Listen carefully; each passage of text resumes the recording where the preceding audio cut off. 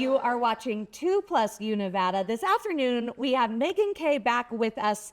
I'm so glad you're here, of course, manager of Living with Fire through the University of Nevada's Cooperative Extension.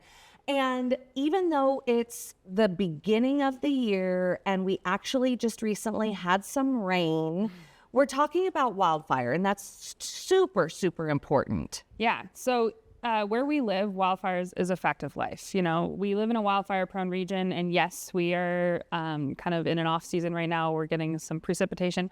Hopefully, we get more precipitation. Yes, hopefully. But you know, the way that our cycles run, fire is part of. It's a fact of life where we live. So it's important to be thinking about it and preparing for it, even in the winter. So the Cooperative Extension and Living with Fire is having a summit. And you told me this isn't the first year that you've done it, but it's gaining in popularity, and probably because folks at home are now realizing how important it is to be fire aware. Yeah. So, you know, we have a lot of, research-based practices that people can learn about, like with defensible space and home hardening. And those are all, that's like the foundation of this work. These are the things you need to know to become fire adapted, what we call it. But actually getting that work done requires community building and making connections and establishing relationships with your neighbors, and also potential partners within the community. Could be your fire department, could be emergency management, could be local business, could be your church group. There's just, everyone has a role to play when it comes to staying safe and being fire adapted. So this summit is meant to be a convening for all of those different partners and hopefully generate some ideas and some initiatives that come out of it.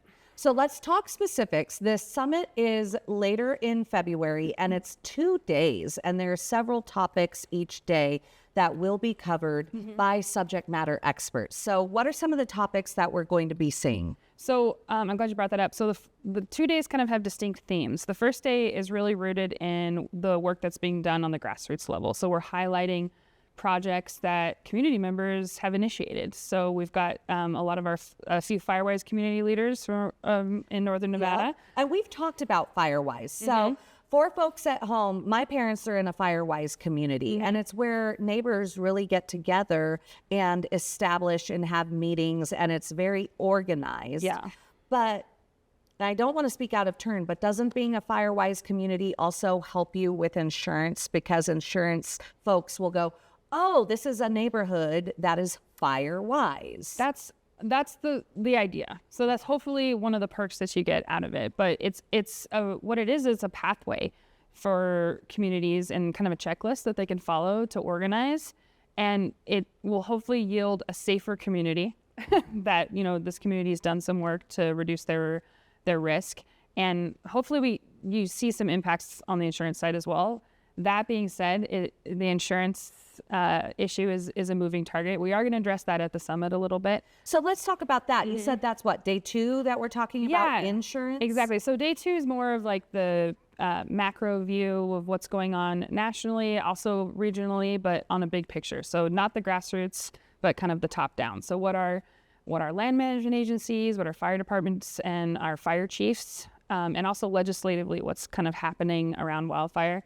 And that has a lot of implications with insurance. There was a new assembly bill that was passed, AB 376, that directly relates to wildfire insurance. So we're going to unpack that a little bit. And we've got some subject matter experts on day 2 to hopefully answer some questions about that and what that could potentially mean for folks. So that's definitely a highlight if people have questions about insurance. You were giving me some little tidbits about this assembly bill, and I was like, dang, I need to learn more about this. Yeah, I mean, there are some articles about it that have been written in the Reno Gazette Journal. People can reference.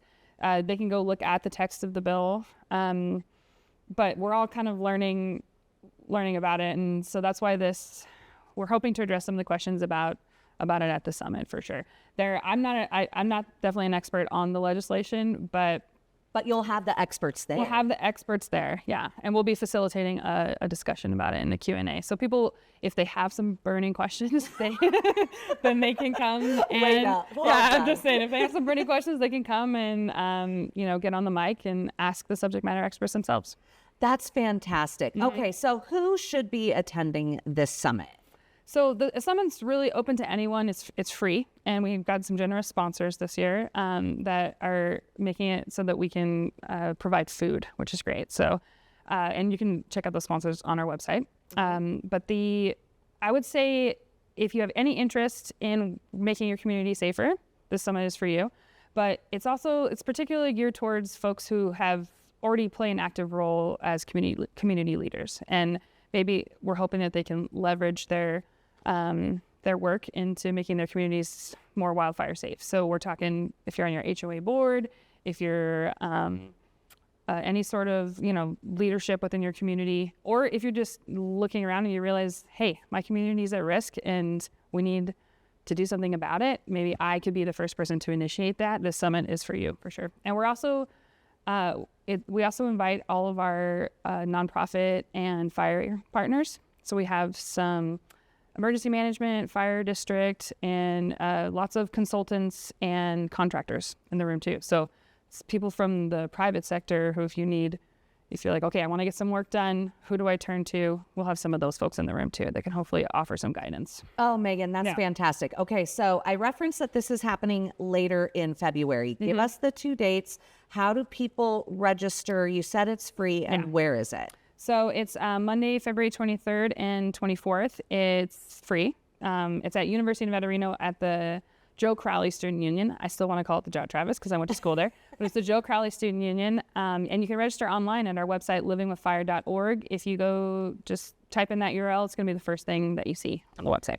Fantastic. And again, this sounds like it's for everybody. And we all know that we live in that fire-prone community. We've seen big fires in the winter. So very important information. Yeah, thanks. Thanks for having me. And hopefully, this sparks some interest.